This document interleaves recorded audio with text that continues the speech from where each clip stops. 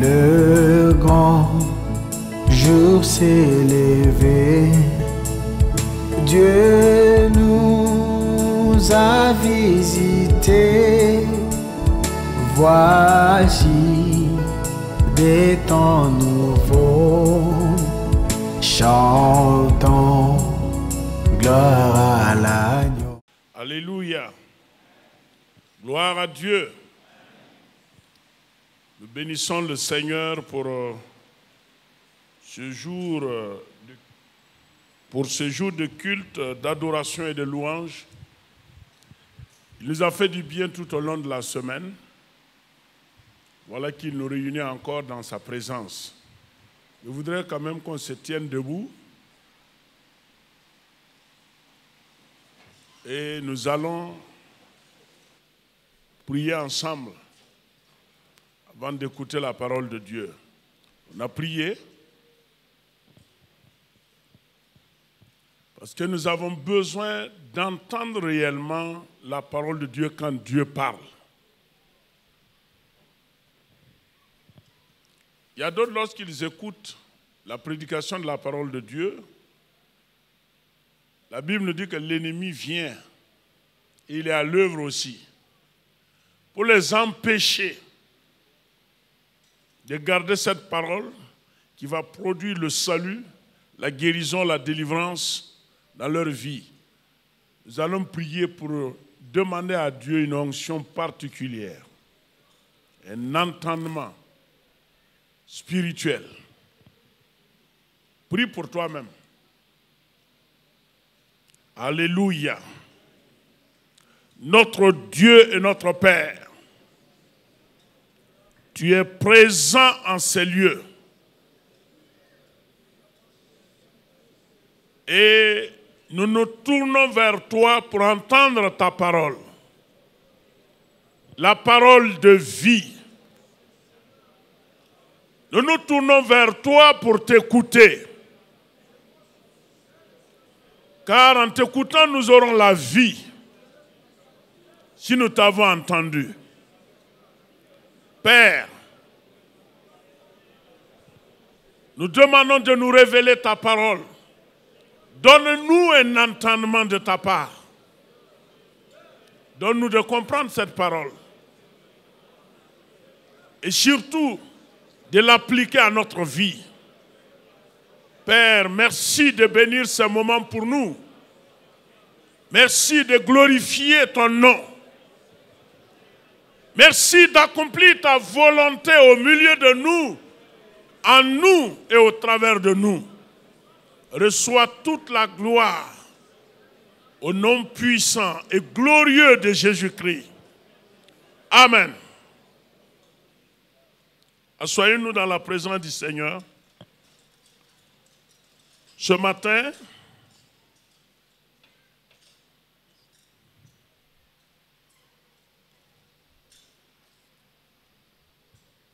je vous invite donc à faire une lecture avec moi dans le livre du prophète Jérémie, le chapitre 6 et le verset 16. Et ce matin, nous parlerons des voix de Dieu. Les voix de Dieu. Les voix de Dieu. Jérémie au chapitre 6 et le verset 16. Jérémie au chapitre 6 et le verset 16. Je répète pour une dernière fois, selon l'homilétique. Jérémie au chapitre 16 et au chapitre 6 plutôt, et le verset 16. Le verset est même affiché déjà. Merci la cabine pour cette promptitude.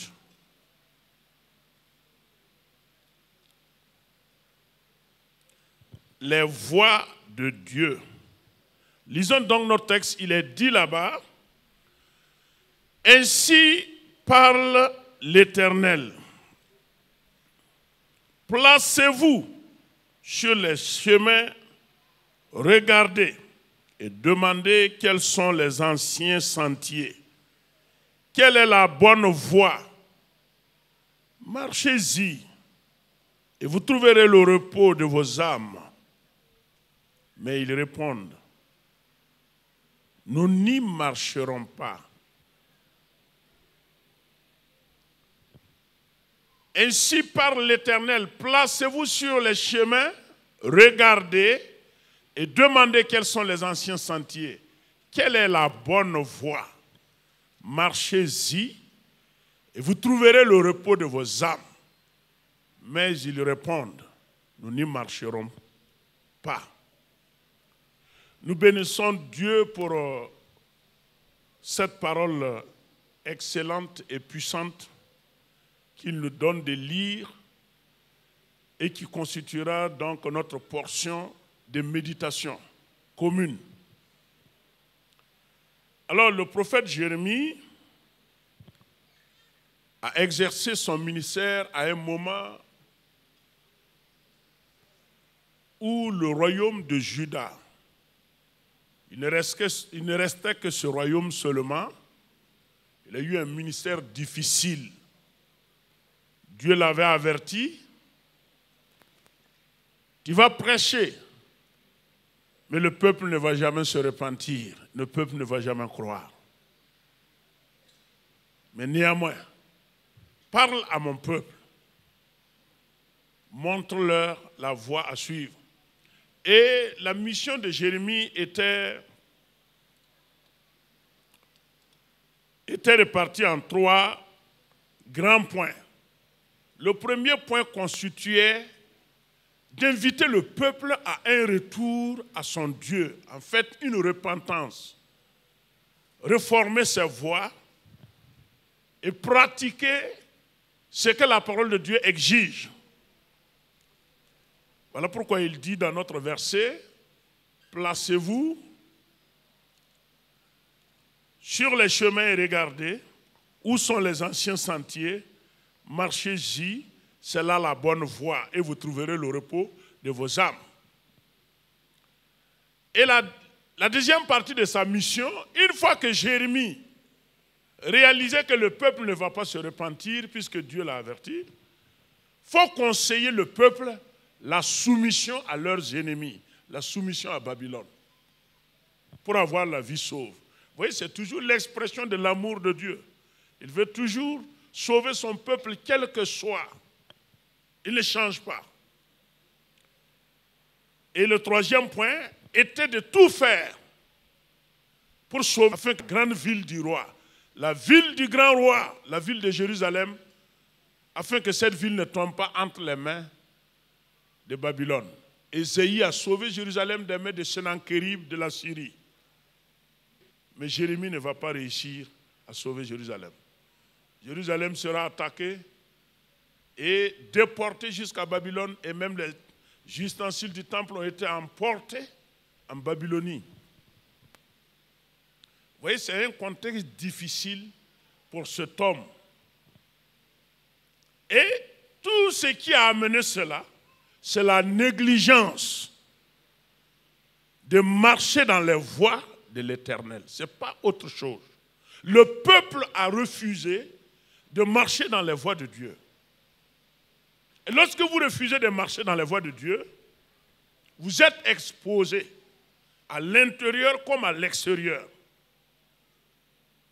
C'est pourquoi quand vous lisez les premières pages du livre du prophète Jérémie, il est en train d'exhorter le peuple de Jérusalem, purifie ton cœur. Pourquoi veux-tu te faire du mal? Il dépeint le royaume de Juda sous le nom de Jérusalem. Dis, purifie ton cœur. Renonce à l'iniquité afin de pouvoir vivre. Alors, peuple de Dieu, les voies de Dieu constituent les principes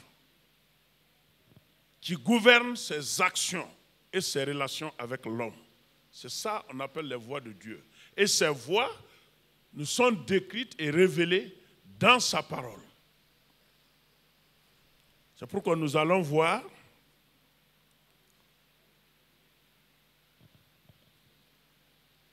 dans le livre du prophète Ésaïe, il nous dit ouvertement que les voies de Dieu ne sont pas nos voies. C'est très important. Comment sont les voies de Dieu? Ces voies ne sont jamais nos voies. Lorsque quelqu'un est face à des difficultés, je prends un exemple.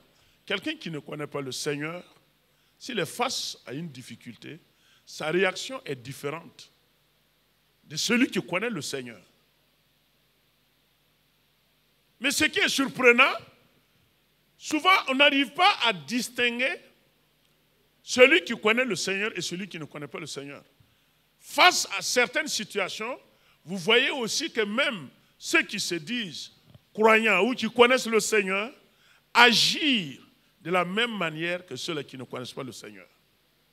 Ça, ce n'est pas bien. Ça n'apportera jamais une paix ou un repos et ça n'obligera jamais Dieu à intervenir, bien qu'il soit compatissant, miséricordieux, bien qu'il ait de l'amour pour toi. Il a des principes qu'il respecte. Ce sont ses voies. C'est pourquoi le roi Salomon a dit que celui qui marche dans les voies du Seigneur, il va rencontrer le Seigneur et que le Seigneur marche sur les sentiers de la justice, apportant la vie dans sa main droite, les richesses et la gloire dans sa main gauche. Nous devrons marcher dans les voies de notre Dieu. Et Ésaïe nous révèle, au chapitre 55, quand nous lisons là-bas, le prophète Ésaïe nous révèle,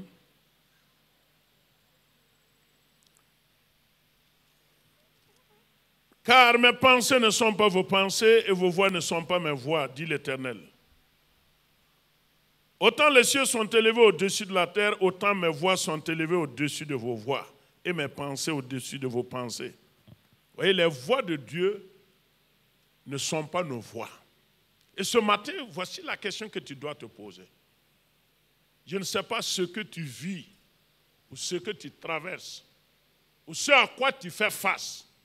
Pose-toi la question. Sois-en sûr que tu es sur la voie de Dieu. Et si tu es sur la voie de Dieu, ça ne sert à rien de paniquer ou d'avoir peur. Certainement, comme le prophète Habakkuk l'a dit, même si elle tarde, garde-la du fond de ton cœur, elle s'accomplira certainement. Elle s'accomplira certainement. Et si tu es sur la voie de Dieu, lève les regards de la foi et vois le Seigneur Jésus-Christ en train de s'avancer tout doucement, sûrement, vers toi. Parce que la Bible est claire, peuple de Dieu. C'est la seule question que nous devrons nous poser ce matin. Est-ce que je suis dans la voie de Dieu? Est-ce que je marche sur les voies du Seigneur? Pose-toi cette question. Parce que nous pouvons nous en prendre au Seigneur pour rien.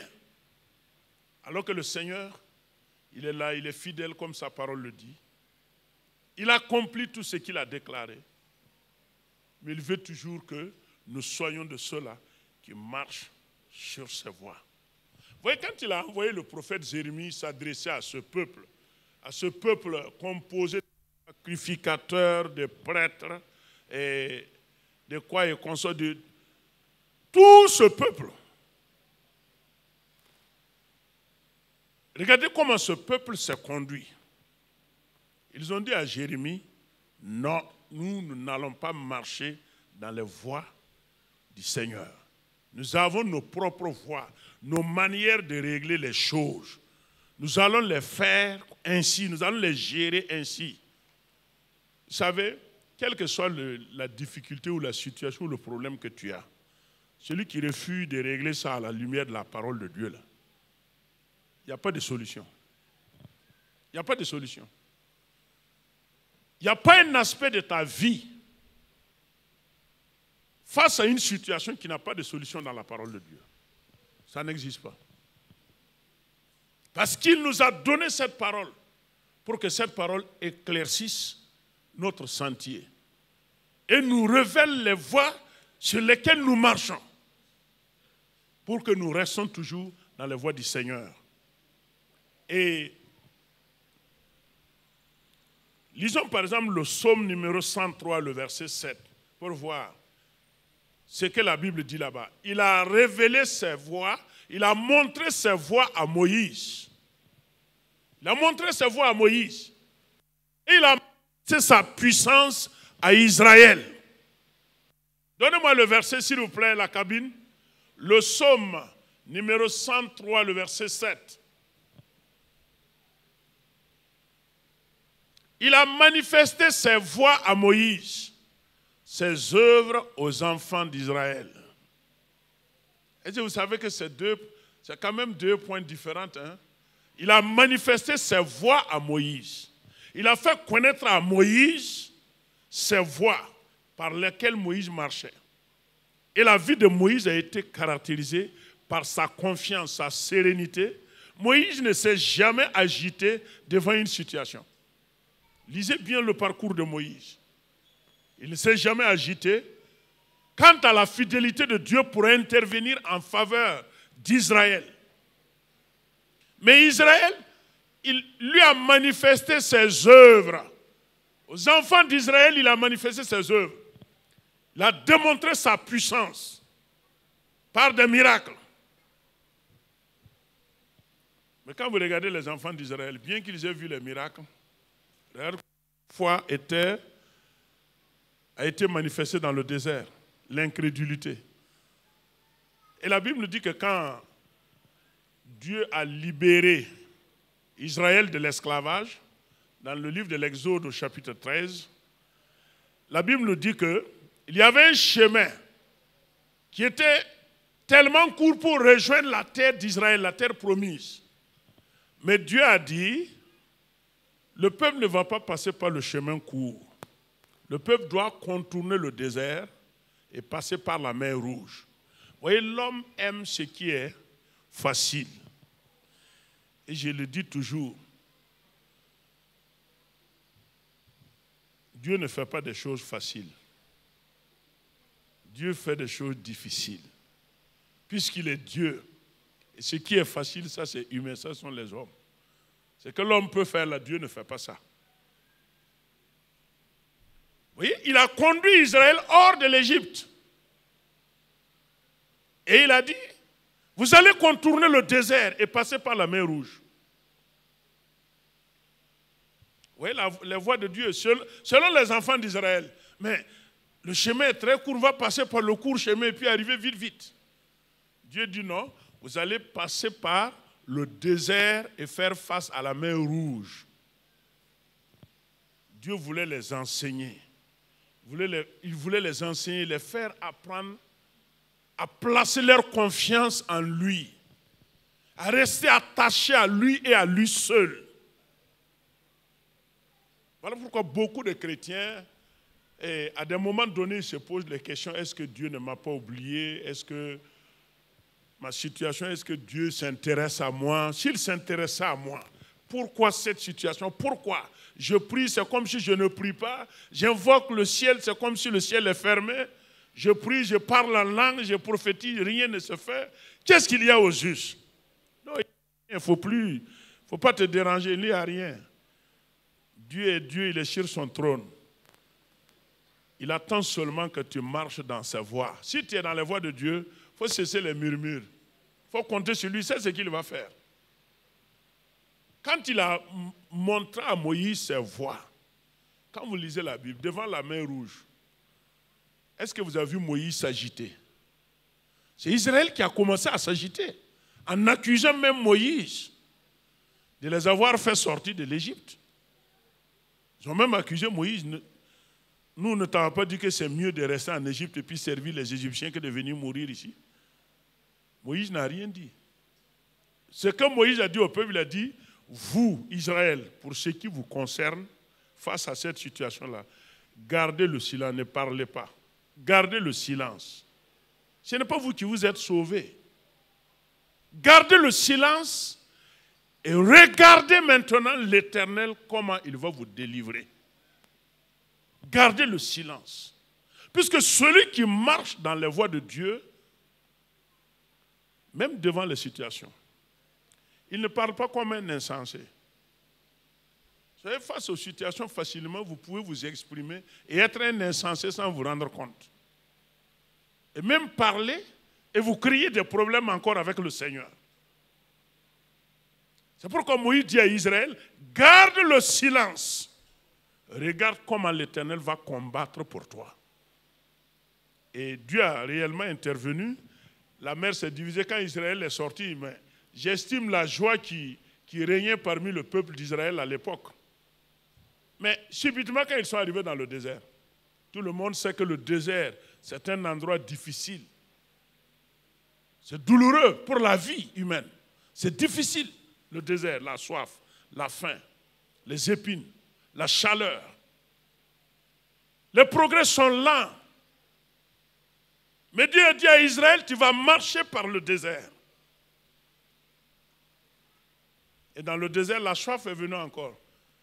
Le même peuple juif, le même peuple d'Israël qui se réjouissait devant la mer Rouge a déjà oublié le miracle de la mer Rouge et a commencé contre Moïse encore. Voilà Moïse, nous on t'a bel et bien dit, tu vas nous faire mourir ici de soif et de faim, alors qu'il y avait de l'eau en Égypte. Regarde le fleuve Nil. Au moins j'en pouvais boire là-bas. Est-ce que Moïse a murmuré encore? Dieu a dit à Moïse, tu vas taper le rocher. L'eau va jaillir et le peuple d'Israël va s'abreuver. Peuple de Dieu, marchons dans les voies de Dieu. Restons dans les voies de Dieu. Notre Dieu, j'ai toujours dit, mon Dieu n'est pas un Dieu essayez voir. Non, non, non. Viens, on va le suivre, voir si ça va marcher ou pas. Non, non, non. Dieu est Dieu. L'apôtre Paul a dit, Dieu se manifeste avec puissance partout dans le monde entier où les gens l'ont cru. Si vous tenez la Bible, si vous tenez la plus grosse Bible du monde, c'est un exemple. Même si vous la tenez, vous faites de la Bible un coussin. Et vous ne marchez pas selon ce qui est écrit. Ça ne sert à rien. Ça ne sert à rien. Voilà pourquoi il a dit à Jérémie, dit au peuple d'Israël, allez-y vous placer au carrefour. Regardez. Trouvez les anciens sentiers et marchez-y, c'est la bonne voie. Parce que Dieu ne change pas. Depuis le temps de Moïse, depuis qu'il a donné sa parole, il ne change pas. Il a des principes, il a des voies. Même pour la prière, je prends un exemple. Parce que nous aimons toujours prier. S'il y a quelque chose, prions, prions, prions. Même pour la prière, qu'est-ce qu'il dit? Même pour la prière, qu'est-ce qu'il dit? Selon les voies de Dieu. Prier selon les voies de Dieu, il y a des conditions à réunir. Il faut une vie en relation correcte avec Dieu. Parce que la Bible dit que le péché ferme automatiquement les portes du ciel. Pour que Dieu nous entende. Ésaïe 59 le dit, ce sont vos crimes qui font que je ne peux pas vous regarder. Il faut en plus la foi. La Bible dit que celui qui s'approche de Dieu doit croire que Dieu existe et qu'il est le rémunérateur de tous ceux qui le cherchent. Il faut la foi.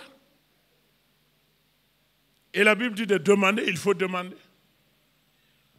Ça, ce sont ces principes. Il y a d'autres aspects qu'on pourrait même passer le temps à beaucoup à décrire. Par exemple, quand vous prenez le cas de Josaphat, dans 2 Chroniques au chapitre 20, regardez ce que Dieu fait. Face à une guerre, les ennemis sont venus. Josaphat, roi de Juda, 2 Chroniques, le chapitre 20. Et Josaphat s'est tourné vers Dieu, il a prié, c'est normal. Et quand il a prié, Dieu lui a montré ses voies. Il a dit à Ézéchias, voici la voie que je vous propose. Les soldats seront derrière. Et tu vas faire sortir les sacrificateurs qui vont se revêtir de leur tunique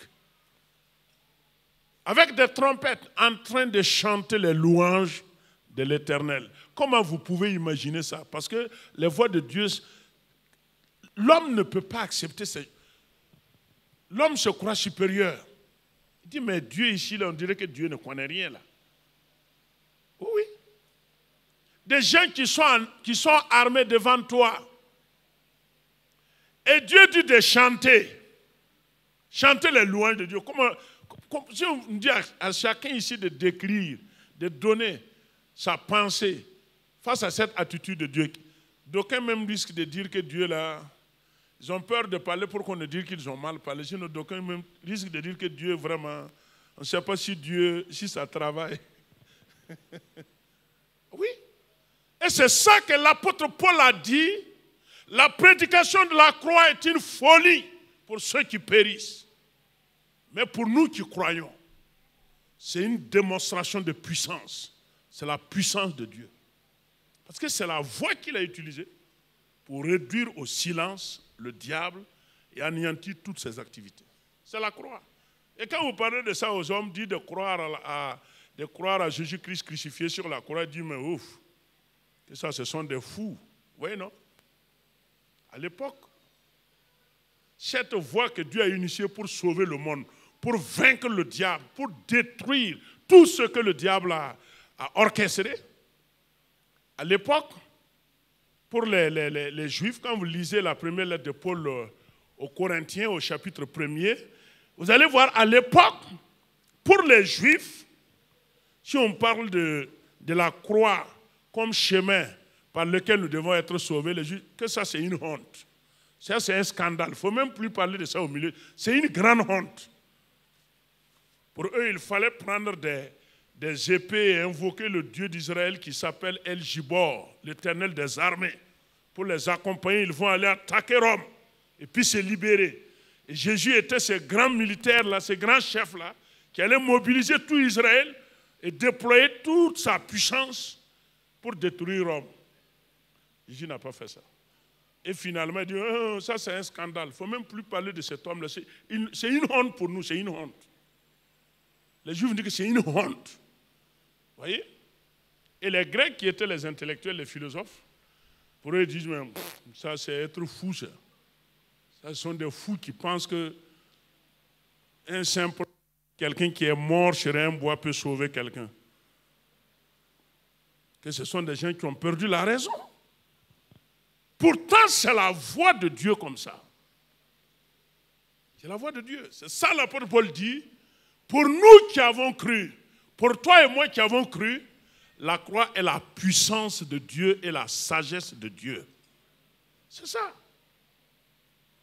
Parce que ces voix ne sont jamais nos voix. Il faut que nous acceptons que la parole de Dieu nous montre le chemin par lequel nous devrons marcher, nous devrons vivre, si nous voulons vraiment voir Dieu à nos côtés. Même au milieu des épreuves, on s'en sort victorieux parce qu'il est là. Le Dieu de la Bible, ce n'est pas le Dieu essayez voir. Ce n'est pas le Dieu essayez voir. C'est le véritable Dieu. Et la Bible dit que nous sommes dans le véritable, nous qui croyons en Jésus-Christ. Alors, si les voies de Dieu nous sont révélées dans sa parole, et que si nous marchons sur ces voies, nous sommes sûrs et certains de le rencontrer, alors cherchons à connaître les voies de Dieu. Faisons de la méditation de la parole de Dieu notre travail de tous les jours pour connaître les voies de Dieu. Vous savez, si vous refusez de marcher selon les voies de Dieu, je ne pourrais pas dire que c'est peine perdue, mais quand même, ce n'est pas loin de là. Ça serait difficile, puisque Dieu ne peut pas violer les principes qu'il a établis. C'est lui-même qui a dicté ça. C'est pourquoi Habakkuk a dit que moi j'aurais confiance en Dieu même si je ne vois même pas les arbres se fleurir, même si je ne vois rien, je ferai confiance parce que l'Éternel est fidèle. Et je sais comme il l'a dit, s'accomplira. Et rappelez-vous que Habakkuk et Jérémie ont exercé le ministère au même moment. Habakkuk, Sophonie, les deux ont aidé Jérémie. Pendant que Jérémie était là, il y avait Habakkuk, il y avait Sophonie aussi. Et quand vous lisez, Habakkuk a dit que, oh mon Dieu, ta loi est morte. Ils ont oublié la parole de Dieu, ils ont établi leur propre voie. Et Jérémie a symbolisé le rejet des voix de Dieu à plusieurs reprises. Ils ont laissé l'Éternel pour se creuser eux-mêmes leur propre citerne qui n'arrive pas à contenir de l'eau. Que Dieu nous aide. Que dans sa grâce, il réveille notre intelligence. Et que nous puissions mettre sa parole en pratique. Lisons le psaume numéro 25 avant de passer à la prière. Nous avons du temps aujourd'hui. Mais si vraiment comme il n'y a pas eu beaucoup d'interventions aujourd'hui.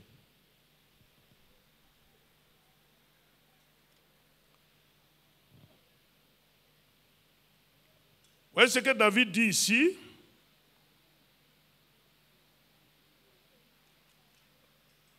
Le psaume numéro 25. Éternel, j'élève à toi mon âme. Mon Dieu, en toi je me confie, que je ne sois pas couvert de honte, que mes ennemis ne se réjouissent pas à mon sujet. Tous ceux qui espèrent en toi ne seront point confondus. Ceux-là seront confondus qui sont infidèles sans cause. Verset 4. Éternel, fais-moi connaître tes voies, enseigne-moi tes sentiers. Conduis-moi dans ta vérité et instruis-moi, car tu es le Dieu de mon salut, tu es toujours mon espérance. Voici ce que David a dit. Fais-moi connaître tes voies. David dit, c'est à toi que j'élève mon âme. Jérémie a dit, vous trouverez le repos pour vos âmes. C'est-à-dire, vos agissements, vos émotions, vous trouverez le repos et la guérison. Il y a beaucoup qui s'agitent comme les enfants d'Israël. Face à une situation, ils commencent à s'agiter, ils sautent. Commencent à s'agiter. Où est parti mon Dieu? Où est parti mon Dieu? D'autres même commencent à faire sortir des propos. À la limite, on dirait que non, ils ne sont même pas des chrétiens. Ils n'ont pas connu le Christ. Parce que la vie est difficile. Mais la vie en Christ est facile si nous marchons selon ses voies. C'est pourquoi David a dit, j'élève à toi mon âme. Seigneur, tu es le soutien de ma vie. Tu es le Dieu de mon salut. C'est-à-dire, tu es le Dieu qui intervient à tout moment pour ma cause, pour me défendre. Et pour cela, fais-moi connaître tes voies. Enseigne-moi tes sentiers pour que je marche dans tes voies et que je marche selon tes sentiers. Fais-moi connaître. Il n'y a pas de plus grande joie pour Dieu de voir un frère ou une sœur qui a décidé de vivre et de marcher selon les voies de Dieu. Dieu sera content, il se révélera à ce frère ou à cette sœur dans sa puissance, dans sa gloire. Et la fera triompher parce qu'il est le Dieu de victoire. Il n'est pas un Dieu qui ne remporte pas de victoire. Peuple de Dieu, je vous exhorte à faire de la méditation votre travail. C'est là que Dieu va vous parler certainement. Ne négligez pas ce que la Bible vous dit sur votre vie, concernant votre vie. Ne négligez pas. Ne négligez pas. Que l'âge de la jeunesse ne te trompe pas, mon frère. Non, non, non. Au contraire, c'est dans la jeunesse que tu dois exprimer. Tu dois exprimer cela et laisser éclater la gloire de Dieu avant que tes forces ne te quittent. Là, tu auras une vie réussie, une vie remplie. La présence de Dieu. Et ceux-là qui auront fait fi des voies de Dieu, ils le regretteront lorsque leurs forces physiques les quitteront. Ils commenceront à s'interroger. Quand j'étais jeune, quand j'étais ceci, quand j'avais la force. Je ne lisais pas la parole de Dieu. Maintenant, je veux la lire. Je reviens sur ce que je vous disais la fois passée. Vous voyez, je ne porte pas de verre. Ou bien, et j'ai de la peine même jusqu'à présent à croire que je dois les porter. J'ai de la peine à accepter. Mais je suis dans l'obligation. Ne laissons pas passer le temps. Il faut que chacun s'active à vivre et à marcher selon les voies de Dieu. Dieu est sur ses voies et il attend. Et quand vous êtes sur les voies de Dieu, vous le voyez de loin. Quelle que soit la situation, vous le voyez. Quand vous appelez, il lève la main, il dit oui, je suis là. Et puis il intervient. Il dit calme, calme, il faut attendre. Et au temps opportun, il intervient. Que le Seigneur nous bénisse. On va se tenir debout et nous allons prier ensemble. Et quand vous êtes dans les voies de Dieu, vous êtes en sécurité. Vous n'avez pas de problème. Vous voyez, David, quand le temps ne permet pas, mais quand vous allez lire la parole de Dieu, souvent étudier certains hommes de la Bible, il faut lire comment ils ont agi. David, face à chaque situation, David cherchait toujours pour voir où est Dieu. Si Dieu lui dit il faut aller, il dit qu'il va aller. Si Dieu dit de ne pas partir, David ne part pas. Il y a vu, une fois, on l'a amené chez le roi des Philistins, non? On l'a capturé et puis on l'a amené là-bas. C'était la mort pour lui, hein? Immédiatement, Dieu lui a donné un plan. Il lui a montré comment il allait se comporter pour avoir la vie sauve. Ce n'est pas que Dieu ne pouvait pas frapper les Philistins et puis sauver David. Regardez ce qu'il a dit à David. David s'est fait comme un fou. Il s'est comporté comme un fou, un déréglé, quelqu'un qui ramassait les sachets, les ordures, il jetait, sa salive coulait sur sa barbe.